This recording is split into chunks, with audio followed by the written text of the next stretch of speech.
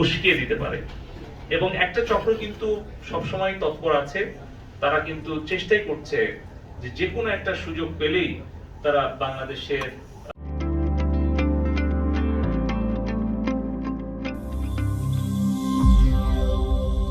জনগণের সম্পদ নষ্ট করার চেষ্টা করছে, প্রাণহানি ঘটানোর চেষ্টা করছে।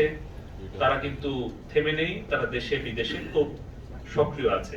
তাই আবারও অনুরোধ করব যে আমরা আমাদের সকল সোশ্যাল মিডিয়া কমিউনিকেশন অ্যাপ্লিকেশন সবগুলো আমরা উন্মুক্ত করে দিচ্ছি।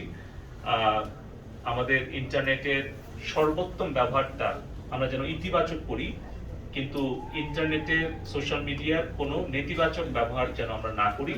এই অনুরোধটা সবার কাছে থাকলো। সত্য মিথ্যা যাচাই আগে, ইন্টারনেটে শেয়ার পরে। জয় বাংলা।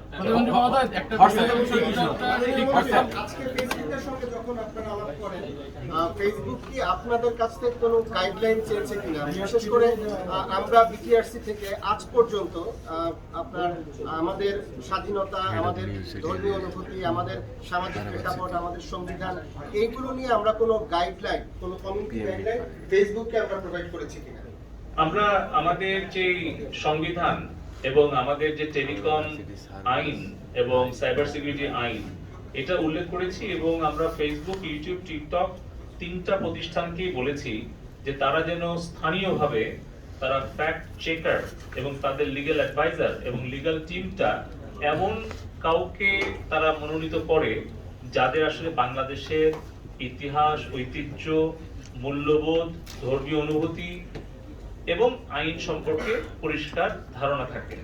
কারণ আমরা নিজেরা কিন্তু তাদেরকে বলে দিতে পারি না যে কোন প্রতিষ্ঠানকে তারা নেবে, কিন্তু আমরা বলেছি যে এই বিষয়গুলো যেন তারা তাদের বিবেচনায় রাখে।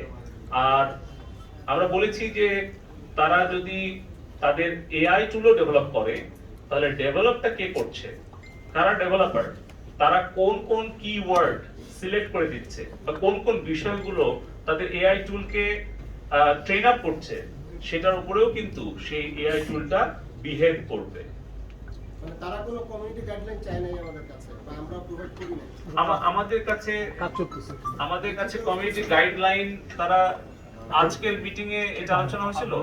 আমি আজকের মিটিংটা নিয়েই শুধু বলছি আরাফাত ভাই, আমি অন্যান্য বিষয় নিয়ে আর বলছি না। আমাদের প্রতিনিধি আমার একটা প্রশ্ন ছিল, সেটা হচ্ছে যে আজকে আপনি বলছিলেন যে টিকটকের প্রতিনিধি ছিলেন, ফেসবুকে বা ইউটিউবের কোনো প্রতিনিধি সরাসরি, মানে ফেসবুকের তো হয়নি, আমাদের ইউটিউবের কথা বলছেন না, তারা কি প্রতিশ্রুতি দিয়েছে? আমরা ফেসবুক শুনলাম, টিকটক শুনলাম, কিন্তু ইউটিউবের ব্যাপারে যদি একটু বলতেন। আমি ইউটিউবেই প্রথমে বলেছিলাম, হ্যাঁ, তারা কি প্রতিশ্রুতি দিয়েছে? মানে তারা তাদের এই কন্টেন্ট, তারা যে পার্সেন্টেজ কন্টেন্ট তারা টেক ডাউন করেছে সেটার ব্যাখ্যা দিয়েছে যে এগুলো তাদের কমিউনিটি স্ট্যান্ডার্ডের সাথে কমপ্লাই করে না, সেহেতু তারা এটা করেছে। আর কেন করতে পারেনি সেই ব্যাখ্যাটাও কয়েক পৃষ্ঠা ধরে তারা ব্যাখ্যাটা দিয়েছে লিখিত হবে। আর বলেছে যে তাদের অ্যাকাউন্ট গুলোকে ব্লক করার ব্যাপারে তারা একটু মানে শক্ত অবস্থা থাকে, এবং তার কারণও তারা ব্যাখ্যা করেছে। যেহেতু তারা একটা ব্রডকাস্টিং চ্যানেল, তারা অনেক ব্যাখ্যা দিয়েছে।